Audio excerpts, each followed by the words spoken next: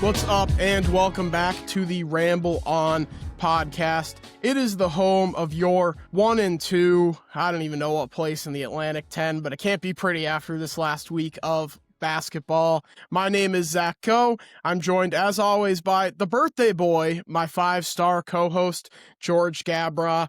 George, I was saying this right before we started recording, but maybe the worst week of Loyola basketball where we had expectations in a long while. Yeah, just not a good week at all. Obviously, last week or 2 weeks ago, I guess we recorded our second part of the preview and we gave our predictions, and we were both very, very high on this team with the talent they had returning, as well as the talent they were bringing in from the portal. And last week, even in the win against Cleveland State, that was a horrible game. We'll get into all of it here, but just 3 bad games. They look lifeless, especially in that game against Mercyhurst. I mean, that was just a beatdown against a much worse team in terms of talent at home. I don't know what that was. They should be embarrassed because that was absolutely pathetic. Just a pathetic week for Loyola. They're 1 and 2. I'm hoping it was just a bad week, but we have a 3-game sample size against 2 terrible, god-awful teams, and one team, North Texas, who, give them credit, they should be pretty good. They look really bad against 2 really bad teams, and if they don't shape up here, it's going to be a long year for the Ramblers. Yeah, like you said, 2 just really terrible performances against 2 really terrible teams in Cleveland State and Mercyhurst. And, honestly, things didn't get better in the North Texas game, at least in the first half. They played an awful first half against North Texas, too. I don't know if it's not being ready to play, not being ready for the season. I understand it's a lot of moving parts, but, at a certain point, that's not an excuse. And we're going to get into it. We're going to briefly recap these games, but I think that the overarching point is that this team simply hasn't been good enough, and it's been the same mistakes in every game. So like I said, we'll briefly cover those games, and then we'll kind of dive into some of the problems that they're having. But first, a couple housekeeping notes. As always, make sure to give us a follow on Twitter/X, whatever you want to call it. I still call it Twitter. I'm at @co_Zach. You can find George at @GGGabra, and you can find the podcast at Ramble On Pod. You can also follow us on Instagram and TikTok at Ramble On Pod with an underscore. And if you're looking for a video version of the podcast, check out the Entering Kenmore YouTube channel. You can find all of our episodes in video form there. So let's just dive right in here with this first game against Cleveland State.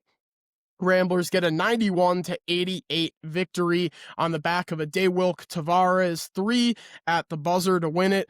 But like we said, not a good effort in this one. They got absolutely smoked on the glass, 47-30, the Viking Edge. And this was a team that didn't play, had 0 returning minutes. They've had quite literally never played together. So it was a disappointing performance, particularly on the defensive side of the ball. Yeah, the defense was terrible the entire 40 minutes of the game. I was there, got off to a hot start on offense, and we kept scoring points throughout the night. But I think that speaks more to Cleveland State's terrible defense than it is our offense, given what happened in the next 2 games. But yeah, the defense was just awful. Cleveland State was getting open look after open look. Guys were getting wide open, cutting to the basket. You said it on the glass, too. We got out-rebounded badly. They just out-physicaled us down low, which is never something you want to see against a Cleveland State team who we should be much better than. And thank God for Daywilk Tavares in his first game in a Loyola uniform. He hits that huge 3-pointer, the and one. That's down 2, so you need that. I think it was under a minute left when he hit that. He hits that, makes the free throw to go up 2. Cleveland State go down and ties it, and then we get that out-of-bounds play drawn up perfectly, and he hits the 3 pretty much at the buzzer to win the game. So shout out to Daywilk there. He was the MVP of that one for his clutchness down the stretch. But yeah, just overall not a good performance. We were lucky to get out of there alive with a victory. I mean, Cleveland State, they didn't lose, but they damn near almost lost to Capital, who I believe is a D3 school. They won by 1 point in their next game against a D3 school. So that tells you everything you need to know about Cleveland State, and it should tell you a lot about how Loyola looked, because it just wasn't a good performance, and again, they should and could very easily be 0-3 if it weren't for Daywilk Tavares coming up big in the end of that game. Yeah, and I tried to look at this game from a glass half full perspective. I think last year I got a little bit too negative at times, so I was trying to go into this year with the attitude that I was going to be more positive. So I took that approach in the first game, and I was like, okay, well, fine. There were positives, obviously. offense was incredible in the first game, and I think a lot of that had to do with good three-point shooting, where I just had it pulled up in front of me and now I can't find. Get rid of this pop-up ad stat broadcast. What are we doing here? They shot 37.8% from three, and we talked about it, but Daywalk Tavares, obviously 16 points, including not one, but two incredible shots late to keep them in it. Miles Rubin with 16 and a fantastic Rambler debut for Cade Dotson, who played a much bigger role than I was expecting him to. And I think that kind of goes to show like what we're seeing from this team. Like, it's a young-ish team, but they're also not getting enough from some of these veteran guys. And I just don't know where you go from here because, like we said, we saw the flashes of the offense. It was, what, a 50-point first half for the Ramblers? Yep, 51-50 at the half and then 41-37 in the second half. So I don't know where you go from here because, like, we're going to get into all of the madness of what happened and what transpired, but, like, you're not getting anything from Dom Harris. Like, Dom Harris has been useless for a guy with high major experience. Obviously, Xavier Amos is out with an injury, which I haven't seen an update on, but that's forcing Alex Richardson into the game.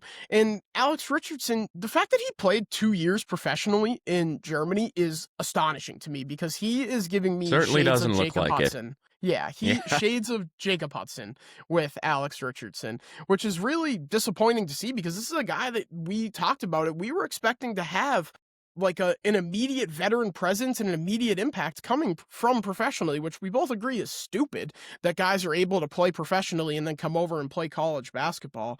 But it's not good enough. And part of it is Jaden Deloach was on Jalen Deloach, Jesus, was on the Talkin' Blurs post-game spaces, and he got after the Mercyhurst game, and he got asked about defense and if it was a difficult defense to grasp, and he said, no, it's all effort. So like that's where alarm bells are going off in my head, that we're having guys not buying in and not giving the effort necessary. And we kind of already started getting into big picture stuff here, but something that really caught my attention in Drew's post game with the Rambler Sports Network after this North Texas game, of course, they made the change to the starting five where Dom Harris had been starting and Kamani Huinsu had been starting as well. Kamani was shaken up in the Mercyhurst game. His shin started to flare up again. So I think that was more the reason there for that. But Drew said he's looking for guys that are willing to give the effort in, like put the effort in and be ready and be hungry. And it goes back to something that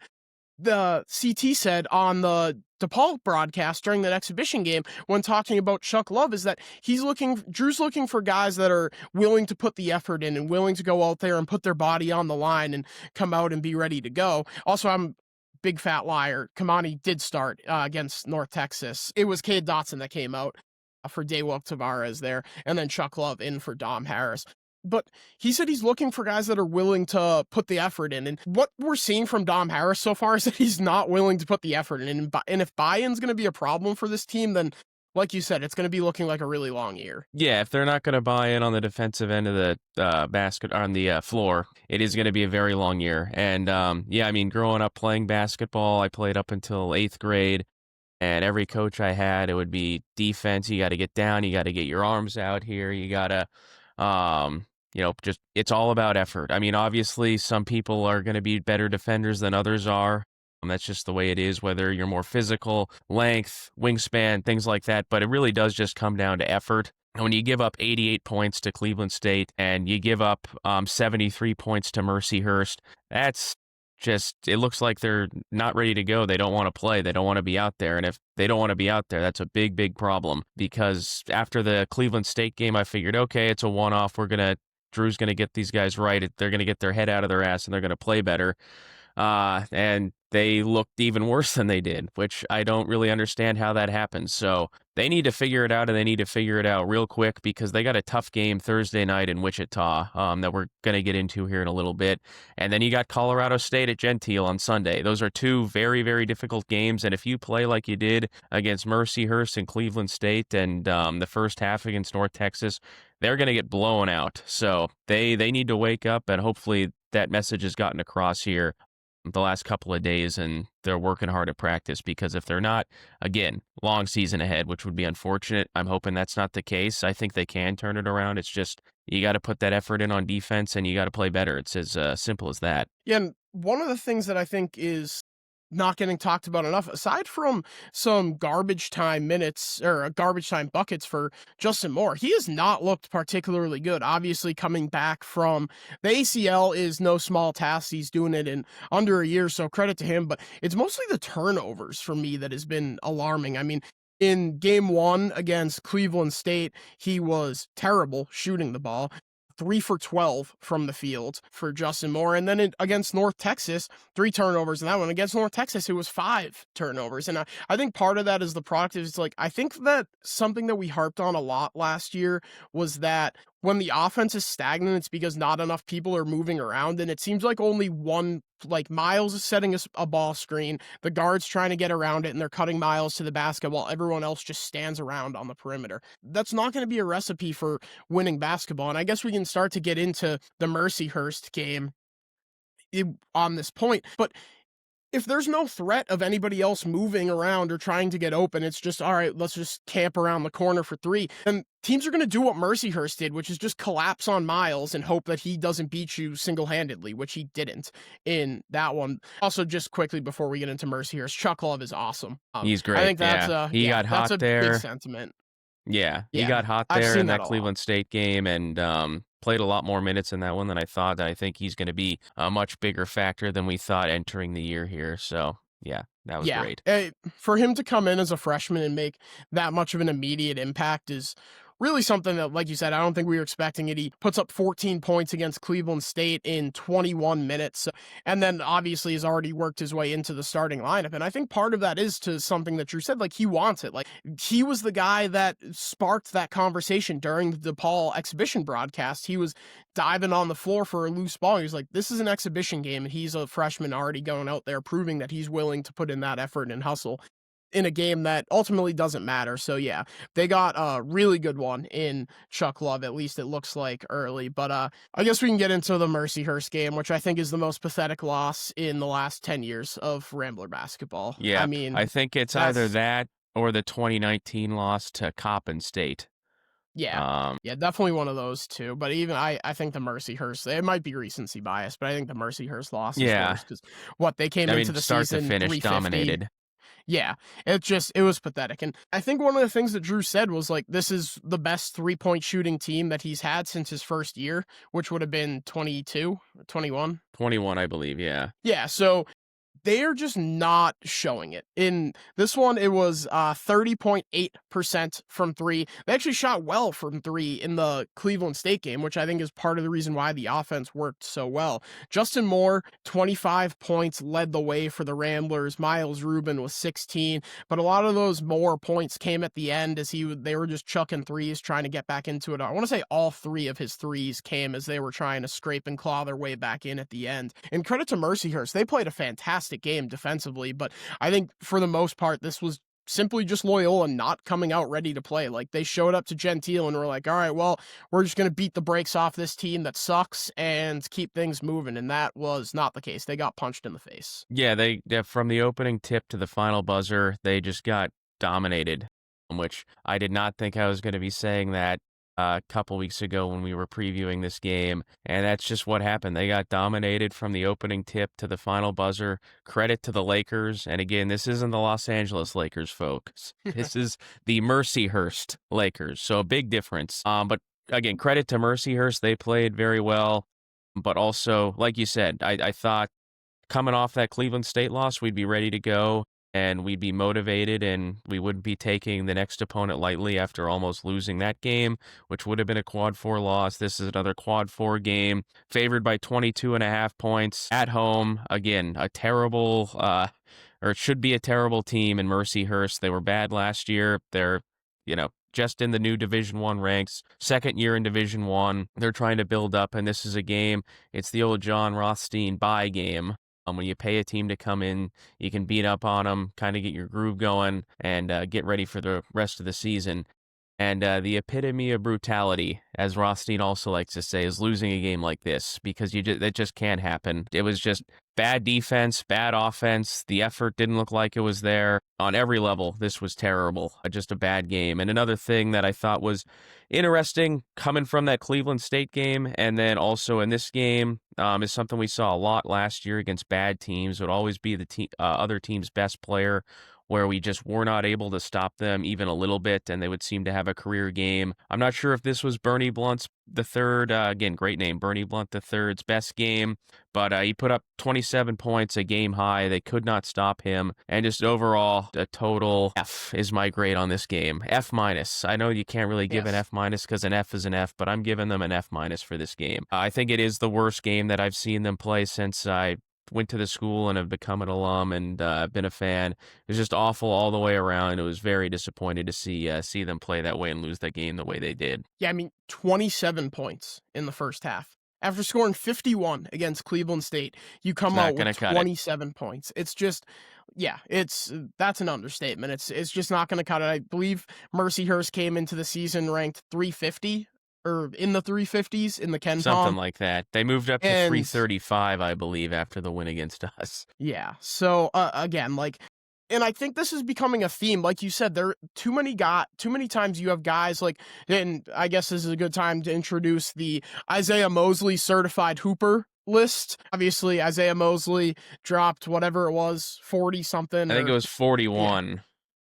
Yeah, against ranked Loyola team on Missouri State to beat them at home. So the Isaiah Mosley certified hooper list, Paul McMillan, I believe it was the fourth on Canisius last year, Jameel Simpson on Southern Utah, and now welcome to the list, Bernie Blunt the third. Just guys that single-handedly beat Loyola. I mean, to their credit, they showed a little bit of fight at the end of the game, but they just couldn't really seem to get it closer than 10. And every time they did get it to that 10-point mark, it was just like, all right, Bernie Blunt is going to go out there and he's going to do what he does. And he put up 19 points in the second half of that one for Mercyhurst. 9 for 11 from the free throw line. Wow, imagine that. Hitting your free throws to put a game away.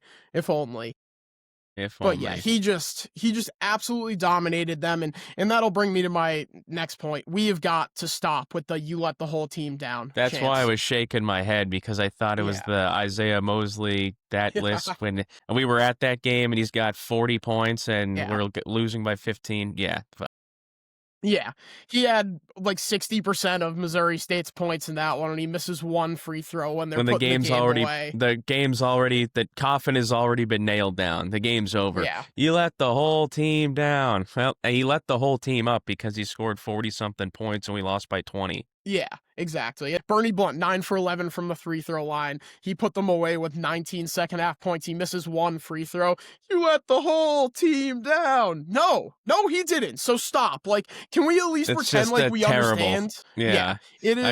I mean, you gotta knock that off. Even in the game when we're winning by, I hate that chant. I hate it all the way around. That and the hip hip hooray when they make free throws. Those are all the free throw chants need to be retired. Terrible. They do. They're all bad. But I don't know how much else I have on this game. It's just one of the most pathetic losses of all time. I talked about it, but in the second half, Justin Moore, only player that showed up in the second half. 3 for 4 from 3, 4 for 5 from the line, 7-11 from the field. Cade Dotson came back down to earth in a big way in this one. He had just 3 points on 1 of 8 shooting. Same can be said for Daywilk Tavares, who went 2 for 9 from 3 with just 6 points. One bright spot, Joshua Ola-Joseph. In this one, the defensive intensity, he was the only one who showed any type of life on the defensive end in the second half of this one. The full court pressure, he was forcing turnovers, he was forcing difficult passes. It looks like they got a good one in this one, and most importantly, he hits his free throws. 7 for 10 from the line in this one. If there's going to be any bright spot, it's going to be Josh Ola-Joseph. Is 76.5, is that right? 13.7 or 13 for 17 from the line. I believe that's right. But he hits his free throws, strong intensity. I mean, this is a guy that we were pretty excited about coming in. And like, honestly, besides Cade Dotson and Daywalk Tavares, who were honestly pretty underwhelming in the next two games after being good against Cleveland State, I think Ola Joseph has been their best addition so far. Yeah, and just to confirm, 76.5%. So Yep. Yeah. pretty good. But Zach versus math. Put that one in the win column for Zach.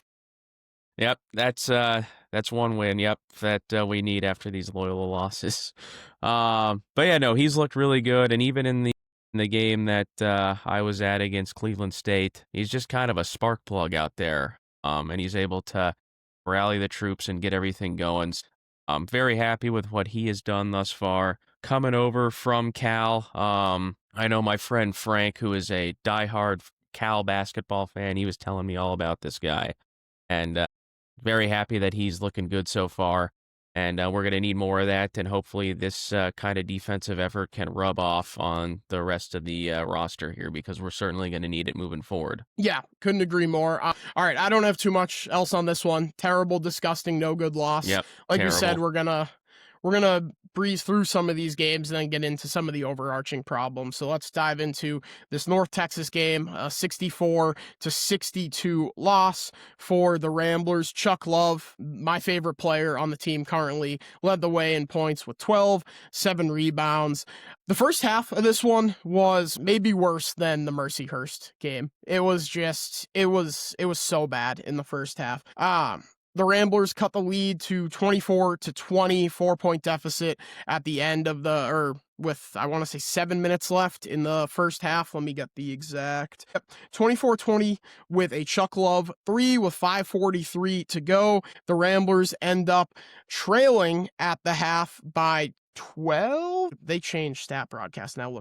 14. So they cut it to 4. Only 20 North points Texas, in the first half. Yes, yeah, awful. No good, bad, very bad. But North Texas didn't make a field goal for the final 7+ minutes of the first half, and they grew their lead from 4 to 14 strictly from the free throw line.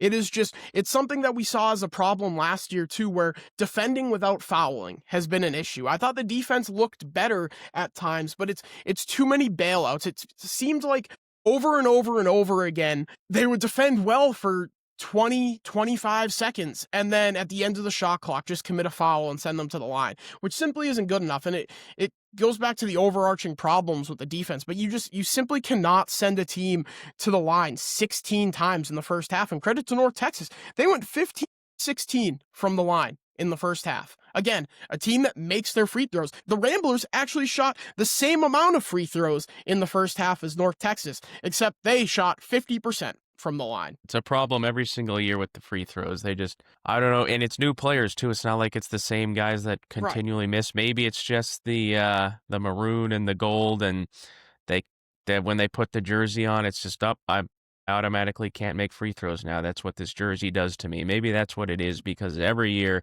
it's the same problem. We've lost a lot of games, a lot of close games in the past, especially games that I remember in the Missouri Valley tournament. The one against Valparaiso comes to mind in 2020. I think there was a game against Bradley in 2019 where they couldn't make free throws. I mean, there's just so many games that I can look back on. It's like, oh, we could have won that game, but I just couldn't make free throws, and that's why we lost. And it's the same story over and over again. Again, hopefully it changes, and hopefully these guys are working on it not only at practice, but in their spare time. They're in the gym, they'll lift weights, and then go over and shoot free throws for 10, 20, 30 minutes. It can't hurt. I think Kobe used to shoot 1,000 free throws a day. So I don't know if you need to do that many per day, but you certainly need to be practicing free throws, because it's the same thing every year in, year out, and they just weren't good in that aspect here. The first half was lousy, again, only scoring 20 points. That's not going to get it done against a North Texas team who has their eyes on making the tournament this year out of the American. And just overall, another lousy game, another lousy performance, and a game we had a chance to win late, couldn't come through and get it done, and drops us to 1-2 on the year. I know we were expecting projecting like 12-1 in the non-con. That is already out the window, because they already have 2 losses, and they've got 2 games against Wichita State in Wichita. That's going to be a very difficult game. They've looked good so far this year. And then on Sunday, against Colorado State. They could be looking at 1-4 here if they don't clean up their act and they don't start playing better, because those two teams are a lot better than Cleveland State and Mercyhurst. I think they're probably better than North Texas too, because they're kind of Yeah. rebuilding and they've got a new coach, but they look good. North Texas did anyway for much of that game. We had our moments, but again, just another performance where it didn't look like we were ready to play. Yeah, exactly. And I mean, just a couple things on the first half of this one. Kind of a questionable decision from Drew Valentine. Miles Rubin picks up 2 fouls in the first 5 minutes of the game. Or he only played 5 minutes in the first half, forcing Alex Richardson to play 15 minutes. Drew kind of rationalized it in his post-game sit-down on the Rambler Sportsnet by saying the rest were kind of calling things ticky-tacky down low, so he didn't want to risk having Miles be sidelined after fouling out. But, like, to me, like, only playing your best player for 5 minutes in the first half, like, he might as well have just fouled out. I would have rather him play longer in the first half and risk picking up a third foul and then potentially fouling out later in the game than having Alex Richardson out there for 15 minutes, because in those 15 minutes, Alex Richardson scored 1 point, 0 for 2 from the field, 1 for 4 from the free throw line, and only gathered 2 rebounds and picked up 2 fouls on his own.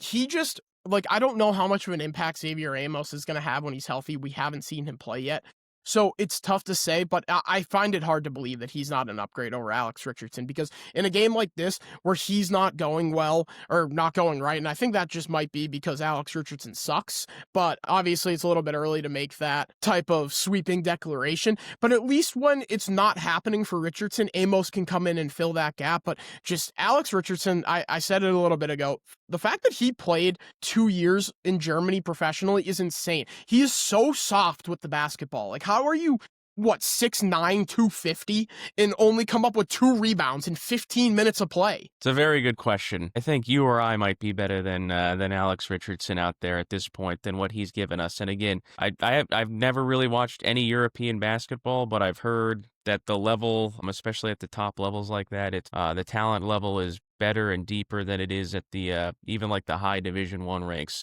To see him out there looking like he has looked is not good. Guy we were obviously hoping could be a key contributor. Maybe he will be, but through the first 3 games, it looks like he's nowhere near that level of player for us. Especially when you consider Miles. Like, Miles, we know, tends to get into foul trouble in a decent amount of games. So to have him have to be your backup center when you have a guy who gets into foul trouble is a catastrophe, because again, you run into situations like this where he gives you 15 of the most useless minutes of all time in one of the worst halves of basketball I've ever watched. Yeah, I don't really have much else to say except just not good from him. I mean, you put it perfectly. 15 of the most useless minutes of basketball I've ever seen. Yeah. And then last thing I want to touch on in this first half is 2 for 15 from beyond the arc. That's just 13.3%. Didn't get much better in the second half. No bueno on there. 19.2%.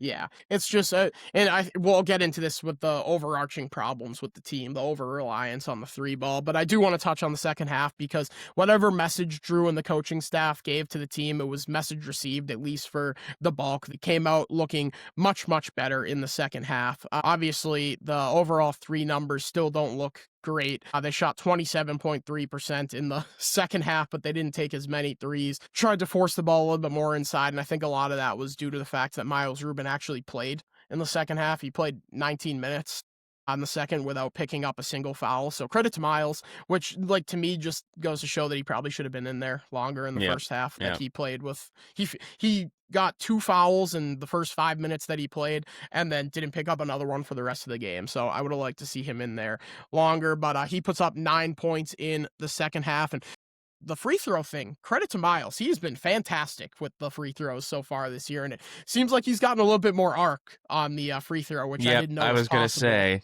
when I was at the game last Monday, that ball, it just goes way up in the air. It's almost like it's about to touch the ceiling. But if it's working for him, then keep shooting it like that. Yeah, all the credit to him on that. Not a great second half for Justin Moore, just 3 points, 3 turnovers.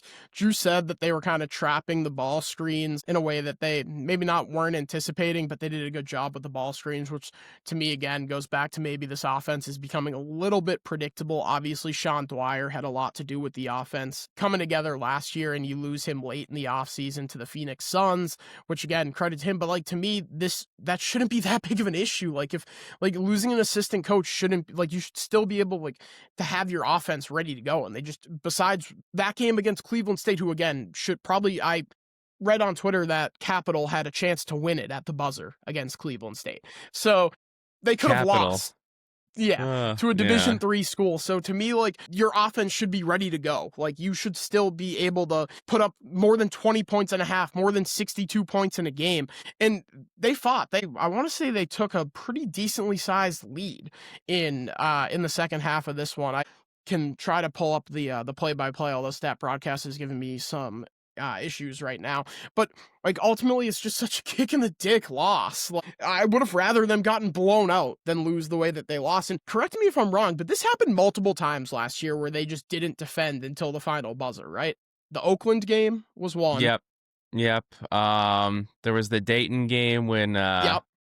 Yeah. they had Letang. the full court, and Yeah, they lost on Yep. the buzzer there in heartbreaking fashion. There was another one that I'm blanking on, but yeah, it just happened too much. So Yeah, and then again, of course, it happens in this one where was it Dotson that gets you the bucket to tie it late, and then you, with 3 seconds left, you allow them to go, which it was a travel on this final play of the game. I think everybody with eyes can see that that Arnett traveled, but wasn't called, and that's the way she blows. Sometimes you're not going to get every single call, and you lose at the buzzer in completely heartbreaking fashion. I mean, this is one that they choked away. To put it bluntly, like it was Kamani with the layup to tie it, and then with 3 seconds left, 3 seconds, they go the length of the court and get a bucket to win it. It's so disheartening. Like I don't know what they're doing at the end of these games when that happens. Like it's just I don't get it. Like that's when you should be all hands on deck, red alert, and be ready to go and make a stop. And it's happened too many times. I mean, it's already happened too many times this year. Once is too many times, and it happened way too many times last year in the games we're remembering. And I think there was another one, again, that I can't remember, but it can't happen because you got these games that are close, and if you want to compete in the A-10, you're going to have to win close games and D up in the last final seconds and to win these games, and they just haven't been able to show they can do that a lot of the time. And again, just another layer of just the terribleness that has been the start of this season. Yeah, I mean, it's a 14-point deficit at the end of the first half. You get it to a 5-point lead with 5:30 to go, and then it's just inability to close. Simply put, part of it is the free throw line, and I think you're not going to win very many games when you shoot as poorly as they do from the line. 67.7%. They shot more free throws than North Texas in this one. 21 for 31. North Texas goes 22 for 27, 81.5%. It's just not good enough. That's the game right there. Yeah. 19.2% from beyond the arc. For a team that is so reliant on threes, that Drew called the best shooting team that he's had in years, we're not seeing it. And something that people harped on over and over again was they're down 1 late in the game, and they grab a bunch of offensive rebounds, and it's just kick it out, 3, brick, offensive rebound, kick it out, 3, brick, offensive rebound, kick it out, 3, brick. North Texas gets the defensive rebound, you have to foul, you get the break, they miss one, and then that's when you get I believe it was Cade Dotson layup to tie it the first time late in that one. But I just don't understand the over-reliance on the 3. And I understand that this is a good 3 shooting team, but this is what happens when your offense is solely reliant on the 3 ball. If it's not falling, you're going to lose games. It's something that the Celtics learned in. Like, that's one of the things that Drew talked about last year, was that they like to play a Celtics style offense where Ruben plays the Porzingis role, or what was the Porzingis role, which again isn't working out for the Celtics this year when they don't have a Porzingis and they don't have a Tatum, and Derek White sucks. Like, it's just the over reliance on the three ball is just, it's not a winning recipe when you're not hitting them. They need to find a way to create offense that isn't so reliant on the three, because now you have a big man like Miles, and whenever you get him open in the low post, if you're shooting 19% from three, the entire defense is just going to crash in on the post. And then if you kick it out and you're missing it, then everybody, you have four guys standing around the perimeter, not there to rebound. It's a losing recipe. Yeah, exactly. Too one-dimensional on offense right now, and I think that's one of the big problems they've shown is they're relying too heavily on the three ball, and then when that's not working, they're finding it hard to score points. And obviously, you need to put the ball in the hoop to win these games, and aside from the first game against Cleveland State, they have not done that.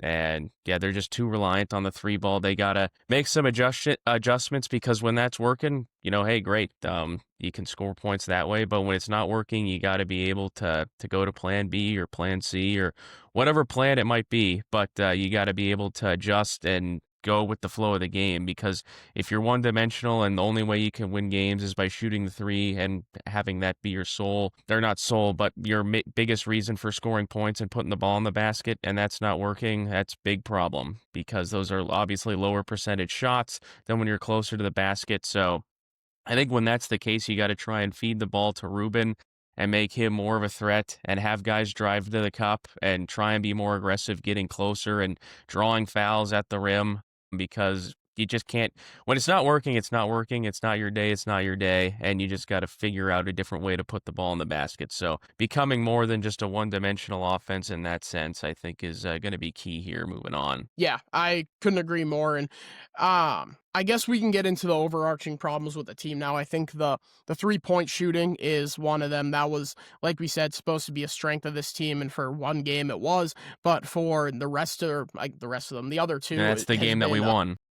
Yeah, exactly. It's been a glaring weakness, I would say, from the rest in the other two games. Like, it has been awful. They're shooting just 30% from three, which even seems high considering they shot 19% and then 30% against Mercyhurst. So it's just too much of that, and they're taking far too many of them. For some reason, the NCAA doesn't have the full set of rankings on their website yet, so I don't have it in front of me where they rank in 3-point percent in the country. But we mentioned not getting anything out of Alex Richardson, who's been awful, useless, whatever. Like I said, Jacob Hudson-like.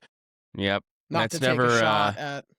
Yeah. I mean, I'm sure Jacob Hudson's a real nice guy, but I think people have heard we're not big fans of his. So when we're comparing him to Jacob Hudson or any player for that matter, it's not a good thing. Yeah, and Dominic Harris has been complete nothing. He talk about a guy who I think you pegged him as your newcomer of the year. He right? was, and he has been the opposite of the newcomer of the year. Yeah. And to me, like I said, I don't know Dom Harris personally. I'm not around the team, so I can't speak too closely to this. But it seemed like Drew took a shot at him. I said it earlier that they're looking for guys that are willing to play for the name on the front of the jersey, not the name on the back of it. They made a change in the starting lineup, and I don't think that Daywilk going in over Cade Dotson is an indictment on the way that Dotson's played, because I think he's been pretty good. Obviously not great in that Mercyhurst game, but the entire team was bad, so I'm not going to directly put that on Dotson not being good, because Daywilk was also bad in that one. But to me, a freshman in Chuck Love getting put in the starting lineup over Dom Harris, who's a 6th-year senior guard, has played at Gonzaga. School. Yeah, exactly. To me, that is that's a big red flag about Dom Harris. He's on his 4th school. Yeah, and I think we should have maybe caught on to this a little earlier, but now that we've seen him play, you go to 4 schools. I mean, you go to a school, play for a couple years, and then you transfer because it's a bigger program and they're paying you more money. Good for you. Go for it. Go get your money. Go get your NBA draft stock up, whatever it may be. Totally for that. But when you go to 4 different schools in, what has it been? I think it's, let me see here. 5 years, 6 years. Yeah. Well, yeah, these 4, sorry, they got it on ESPN here. Yeah, so this is his 4th school in 4 years. Yeah. So that's, I don't know. Yeah. And he obviously has not played well at all. That newcomer pick is looking worse and worse by the game. So not good there. Yeah. And just also real quick, I know we were talking about 3-point percentage. There is a site here, I found it. Loyola is currently 216th in the country, shooting 30.3%. Yeah. They're not the worst Loyola a three-point shooting team, though, so we have that because Loyola, Maryland, they are the worst out of the three Loyola programs. They're shooting a measly 18.2. At least we're doing better than that. Well, I would certainly hope that they're doing better than the Greyhounds in almost every statistical category. Yeah, the Greyhounds out of the Patriot League. I know they had what was his name? Cam Spencer. I think he won a ring with UConn. He was important on that second national championship team for Danny Hurley. I think he's in the NBA now, so former Greyhound. But aside from Cam Spencer, I don't think things have gone too well for the Greyhounds in the Patriot League or anywhere else. So at least we are ahead of them. So that's a feather in our cap we can take after the first week. Not the worst Loyola team. Hang the banner. But back to Dom Harris quickly. 5 minutes played in the North Texas game. Like, if that doesn't tell you all you need to know about what the coaching staff is seeing from him, then I don't know what does. It's just, It's simply not happening for him. He's been quite the disappointment. Again, this is a guy that I didn't peg him as my newcomer of the year because I've already cemented myself as the Daywilk Tavares guy. And that was a great pick, and I think that's looking very good right now. Yeah, certainly better than my pick. But I think we were all expecting Dom Harris to play a big role. I mean, like we said, a fairly young team, losing a lot of experience last year, whether it be Sheldon Edwards or Des Watson or even J.J. Deloach, who had been here, there, and everywhere with a lot of experience. But we were looking for him, like we said, Alex Richardson, to come in with some experience, provide a little bit of veteran presence. And instead, it seems like he's getting directly called out by the coach in postgame, being like, we need guys willing to play for the front of the jersey, not the back of the jersey. And the fact that he's only playing 5 minutes in a really crucial game down the stretch, I think tells you everything you need to know. Like, he is not bought into the program, which is a problem. Yep. And you mentioned just 5 minutes in the game on Sunday. That was down from 11 in the opener and then 10 in the game against Mercyhurst. He is 0 for 8 from the field. That is good for 0%. And he scored one single point, shooting 50% from the line, just 1 for 2. So, yeah, he's been very disappointing. I can't imagine he's going to be seeing much playing time in the near future here. Hopefully he can pick it up and he can be a lot better. You never want to give up on a guy 3 games into the season, and I don't think that's what we're doing, but just with what we've seen in his body of work in 3 games, which is all we have, it has been very, very bad to say the least. Yeah, and one of the things that Drew talked about post-game when being asked about Justin Moore's 5 turnovers against North Texas was that they need other guys to step up so that Moore doesn't. He's averaging 33 minutes a game right now, coming off of a torn ACL. Like, that is way too much to put on a guy's plate, and we saw what happened last year with the over-reliance on Moore, where he goes down and all of a sudden you don't have anybody who can run the point. And I think Cade Dotson's done a fine job running the point. But ultimately, you need a guard like like Dom Harris to step up. I mean, even Chuck Love, he gives you 31 minutes as a freshman in his 3rd career collegiate game, which, credit to him. Like I said, I don't think that we can glaze Chuck Love enough in this podcast. Yeah, he's been fantastic. Absolutely fantastic. You could argue he's been their 3rd best player. You could even argue higher than that.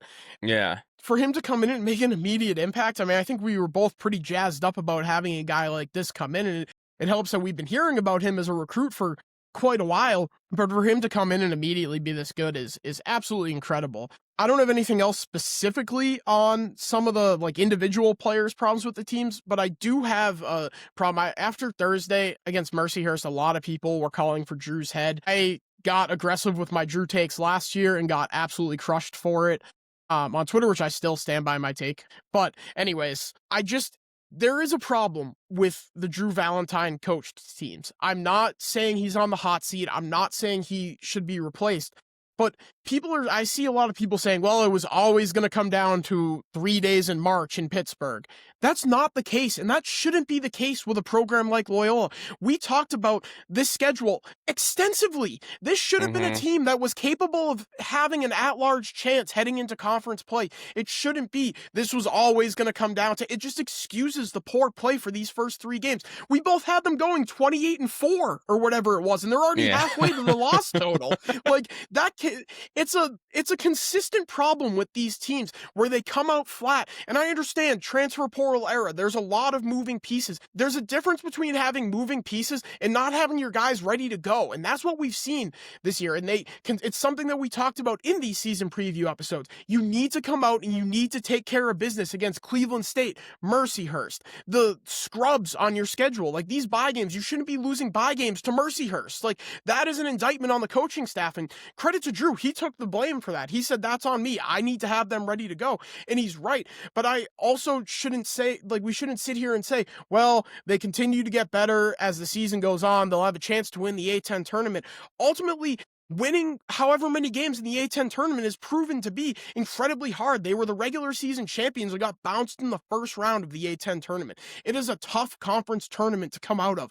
The standard shouldn't be, if we can get the automatic qualifier, that's good. The standard should be being in contention for an at-large team. And they didn't drop a game against a good team. They didn't go 0-2 against Santa Clara and San Francisco yet.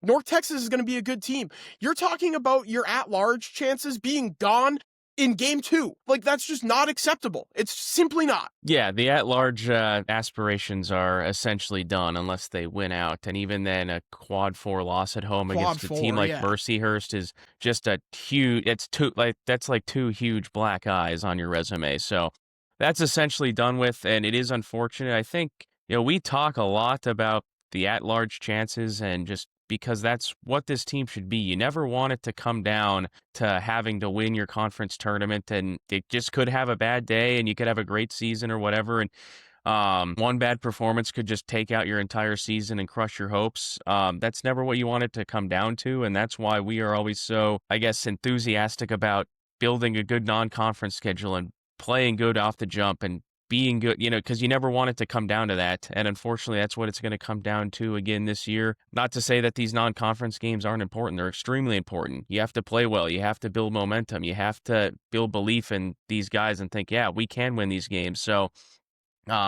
these games are still incredibly important. We got to figure it out, and we got to figure it out quick.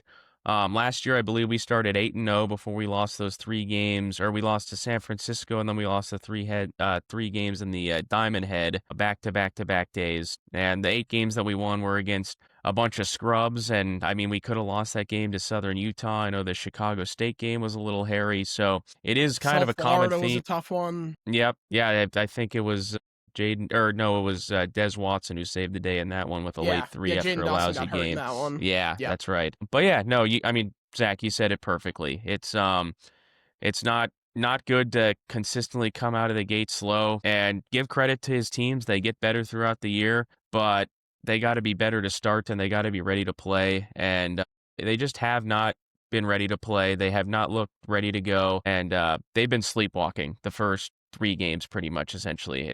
It's as simple as that. And the performance throughout the first 3 games, I would give it an F. I mean, it's just been absolutely pathetic. I watched that game on Thursday. I was like, how the hell is this happening? It's Mercyhurst, for God's sake. We're favored by 22.5 freaking points. Go out, blow them out, and win the game. Just the talent across the board is not even close. So it's just been a pathetic start to the season. And again, we're going to get into these games here shortly.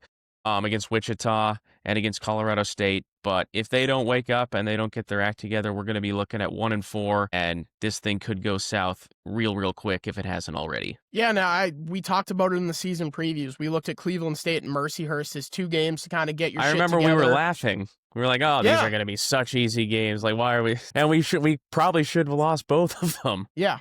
They should. There's a real scenario where they should be 0-3. Yeah. This year. Like, if it weren't for Daewoo Tavera's heroics in the final minute of that game, they would be 0-3 right now. Yeah, correct. And it's just, like you said, it's too much of a slow start, and I understand transfer portal era and a lot of turnover, but you have 2 games to get your shit together. You have an entire offseason to get your shit together. It's a theme with these teams, and like you said, credit to them, they get better throughout the season, but when you're a team in the A10, when you're a team like Loyola, you need to get off to strong starts. There is no margin for error.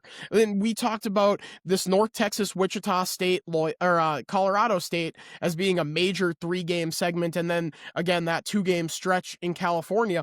ultimately, like you said, those games matter. Your at-large hopes are dead. Even if you do somehow miraculously win out and falter in the A10 tournament, they're I going would to put put a those team. chances at 0, but yeah. Yes, yeah, Yeah, none. 0.1.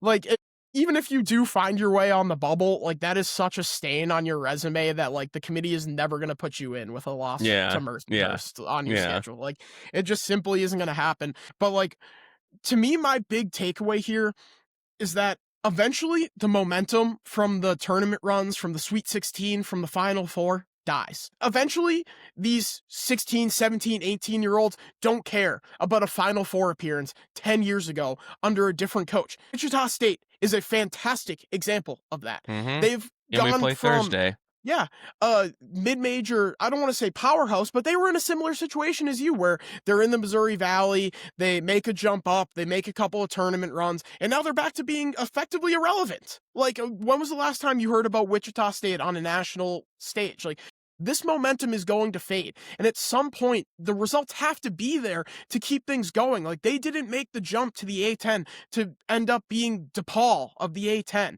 Like, at some point, there needs to be another step forward. You have the momentum of the NIT Final Four last year, but the next step has to be a tournament, and then it has to be a tournament run. It needs to be built on if you want to continue the momentum going. And right now, it seems like they're going in the wrong direction. And I have a lot of faith that they're going to start to clean things up, and they're going to figure out the rotations, they're going to figure out the defensive scheme, and they're going to get a lot better as the season goes on. But now we're talking about, like we said, it's all going to come down to 3 days in Pittsburgh in March, and that didn't have to be the case, no matter how many people want to shit on the A10 and saying that they're always going to be a one-bid league. The Missouri Valley with a good Loyola team was a two-bid league. Mhm. So that doesn't have to be the case, but they need to stop playing with their food, because that's what it's something that we emphasized on in the season previews, and it's something that we've seen them do twice now against two inferior opponents. And even the lack of ability to finish against North Texas is they're a way better opponent than Mercyhurst and Cleveland State, but you need to be able to finish these games, and you need to come out stronger to start. Like, ultimately, you get into a 14-point deficit, and you can't overcome it. Like, it's a lot to ask to overcome a 14-point deficit in the first half. Yeah, it is. And they did a good job trying to erase that, but they just weren't able to. And you mentioned Wichita State under Greg Marshall. Perfect example. And again, that's a team that we play on Thursday. And they went to the Final Four, I believe. I think they were undefeated one year, and they got a one seed in the tournament. And then once he left and they kind of fizzled out, even moving to the American, they've been irrelevant for some time now. So you got to pick up that momentum and going to the NIT, that's fine. I'm not a huge NIT fan. I didn't really, it is what it is. It's cool, but it's nothing like going to the NCAA tournament. And if you got to get back there, because like you said, that momentum, you don't want it to fizzle. You don't want it to be a Wichita State situation where you had a good run, but then you fall off the map and it's just, well, it's Loyola and they're back to being, some subpar program that's going to be mediocre in the A10 for years to come. That's not what you want to see. That's not what we want to see. That's not what anybody listening to this wants to see. So they got to figure it out. I have confidence that they are going to figure it out. I have confidence that we saw their worst performance of the season against God, I hope Mercyhurst. so. Because if it gets any worse than that, it's I can't imagine it'll get worse than that, because that was just I don't think it's possible to get worse than that unless they're throwing the game and they're point shaving or whatever. It would be hard to get worse. So. Which isn't going to happen, obviously. But yeah, they got to figure it out here. And I'm hoping Thursday night they can go into Wichita and get a huge win and kind of get this train back on track and get the momentum going, and guys can get some confidence and we can get back to feeling good, because right now, you and I and every Loyola fan, we do not feel good. No, not at all. I think that's a good segue. We can get into this this Wichita game. Shockers coming into this one 2-0 with a win over UNC Asheville and an absolute beatdown of Prairie View. What do you got on the Shockers? Well, the Shockers, we were just talking about them. They have not been great as of late, but they are starting off 2-0 here. They're 110th in KenPom, 15th in the offensive rating on KenPom, while 112th in defensive rating. They went 19-15 last year, 8-10 in conference play, and we went over a lot of this when we were doing our preview. but we can get into it here again. Only returners who played last season are Joy Ighoja and Henry Thengval, and they combined to average 8.7 points per game last season. They did get a big prospect out of the portal, did the Shockers, and point guard Kenyon Giles. He averaged 15.3 points per game last year for North Carolina Greensboro, and sure enough, he is leading the team through 2 games this season, averaging 17.5 points for the Shockers. So I don't know if this game is going to be more difficult than, you know what, I'm actually going to say it will be more difficult because it is on the road. You do have to go to Wichita for this game. I think North Texas and Wichita, they're going to be pretty similar this year. They're both out of the American. North Texas has been better lately, but again, they lost a lot of guys. That's sort of a new team. I think it's going to be about the same level of talent we saw against North Texas, but again, this is a game on the road in a place that they're 2-0. They started off hot. They're probably going to be rocking and rolling there in that arena. So it's going to be a difficult game, and I hope we can come out and play better. But if we play like we played the first 3 games of the season, we will be 1-3 entering the game against Colorado State on Sunday. Yeah, this is a team that's put up a lot of points, obviously heavily aided by putting up 105 against Prairie View. But again, like, this is a Loyola team that was capable of putting up 105 against Mercyhurst. Obviously would have been a little difficult with the slow pace of play from Mercyhurst. But again, like, that's what you should do against teams that you're playing. And Wichita's done a good job of doing that. 20 or, this was a Zach versus math. I'm going to lose. 18-point win against UNC Asheville. And then again, they 50-pieced. Jesus, why can I not? Prairie View, God. So I'm not confident going on the road against a really, really solid team, like you said, in Loyola. Just for Ken Palm purposes, they're all the way down to 138, which is last in the A10, and they should be last in the A10. They've been the worst team in the A10, I think, comfortably to start this year, and that's including a Fordham team that also lost to Quad 4 early. So yeah, I think they're going to lose this one. I'm not feeling very confident in them going in the first road test of the year. Also, just quickly on the North Texas thing, that was a pretty pathetic performance from the crowd for a game that was an hour away from campus. It looked like there were like maybe 600-700 people there. And it looked like it was mostly alumni. The school was doing a bus that was willing to take students there, and it kind of felt like a library for a large portion of that game. And when you're playing a neutral site game an hour away from campus, you expect fans to show up and be ready to go for that one, and it just didn't seem like that was the case. Yeah, no, it certainly was not the case there. Not a good showing at all. But again, that's, I don't know. After the game against Mercyhurst, maybe people didn't want to go and check and see, and they didn't want to go out of their way. So I kind of get it, but still a little disappointing. But yeah, again, I don't think we're going to win this game. I do think we're going to play better because it would be hard to play worse. Yeah. I think they've probably had a tough few days of practice here, and I'm sure Drew has been getting into the guys, and I think we're going to see much better effort on the defensive end of the floor. I think we're going to rebound better. But simply, I just think Wichita State going into their building, this is going to be a very difficult game to go and win. I hope we can win. I do think we're going to get a better performance, but again, I have this one marked down as a loss. Yeah,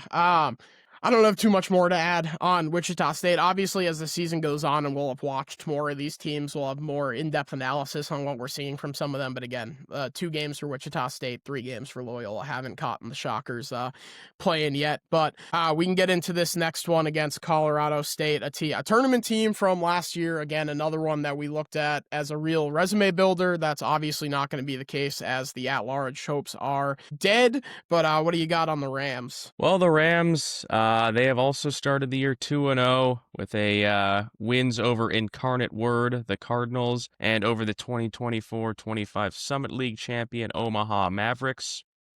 They do play one more game before this game on Sunday against Cal Poly before heading out here to Chicago. Currently, the Rams are 62nd in Ken Palm, 31st in offensive rating, 113th in defensive rating. I was looking at the net. I don't think they have that out yet because I couldn't find anything on that. Yeah, they don't. No net ratings to go off here for either of these games, but that's okay. Thank you to the Ken Palm for the ratings they have.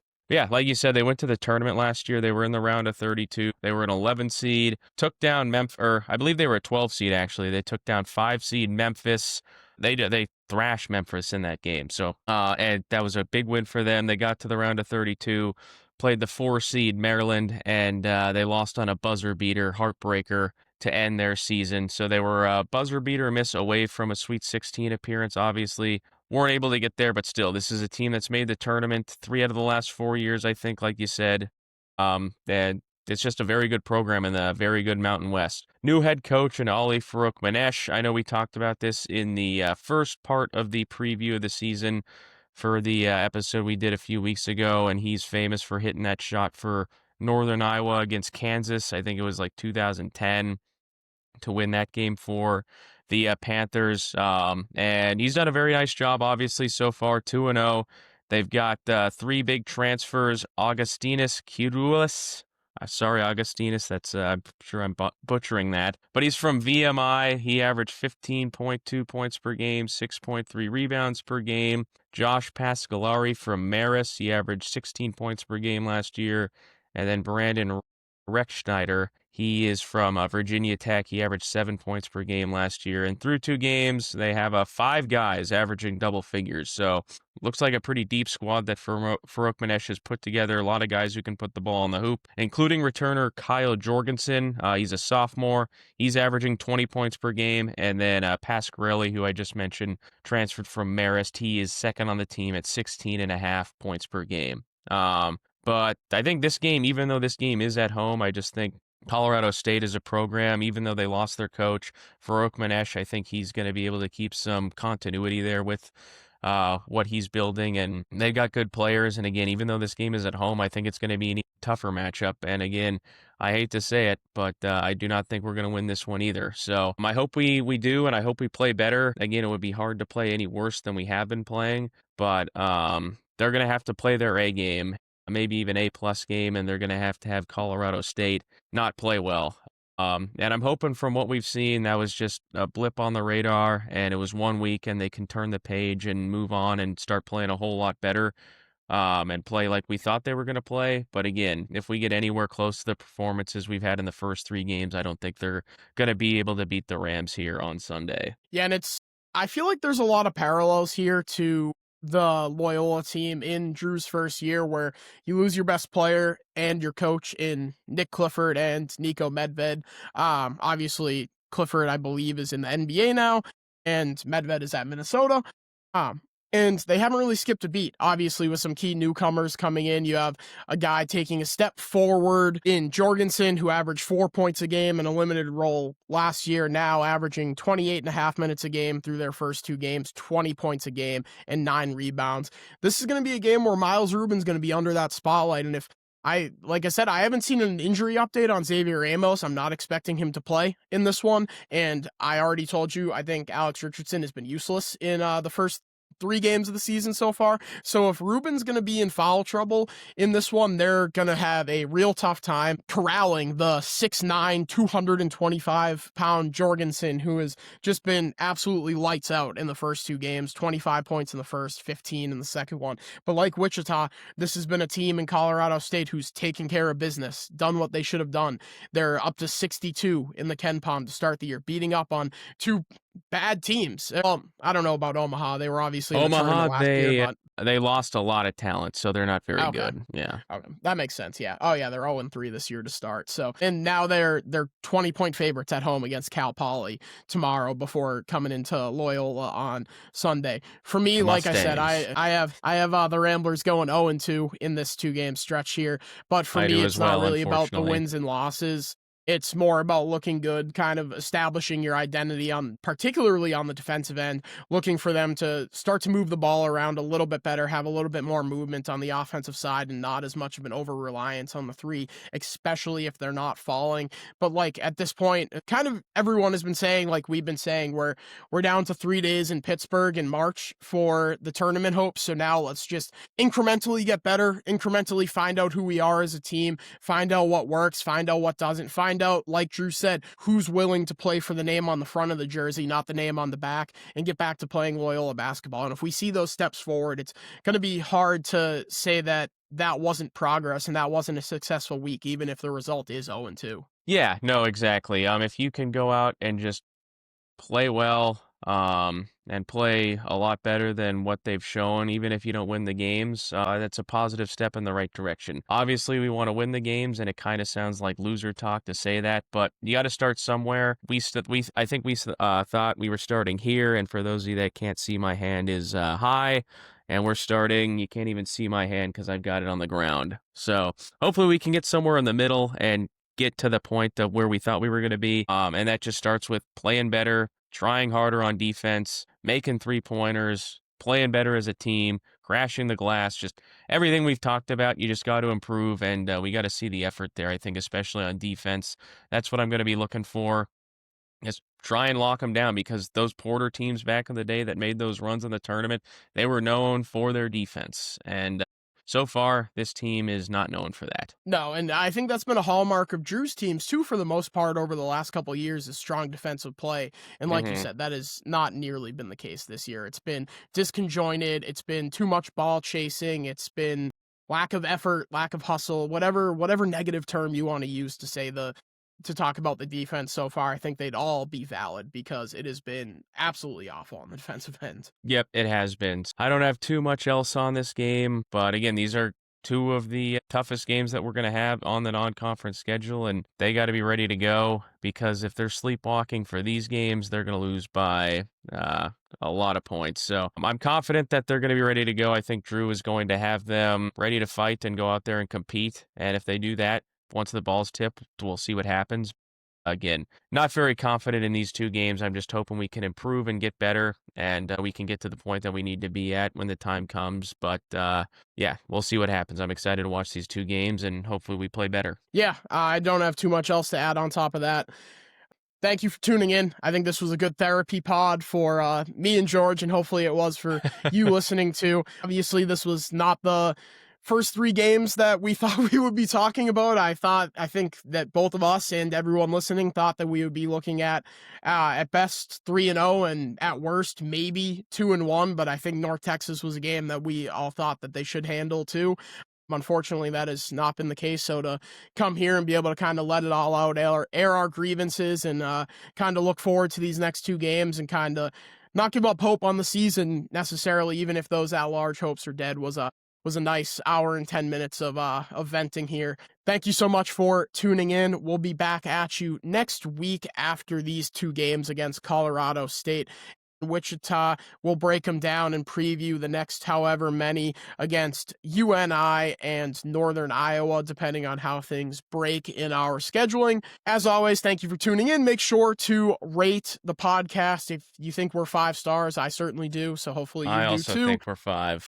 Subscribe, give us a follow on all those social media channels I mentioned at the top of the show. That's at Ramble On Pod on Twitter. You can find me at @co_Zach, George at GG Gabra. Follow us on Instagram and TikTok at Ramble On Pod _. And once again, if you're looking for the video version of this so you can see George's hand placement when talking about how high our expectations were compared to where they actually are, that's at Entering Kenmore on YouTube. You can check out the video versions of the podcasts there. Thank you so much for tuning in, and we'll see you next week.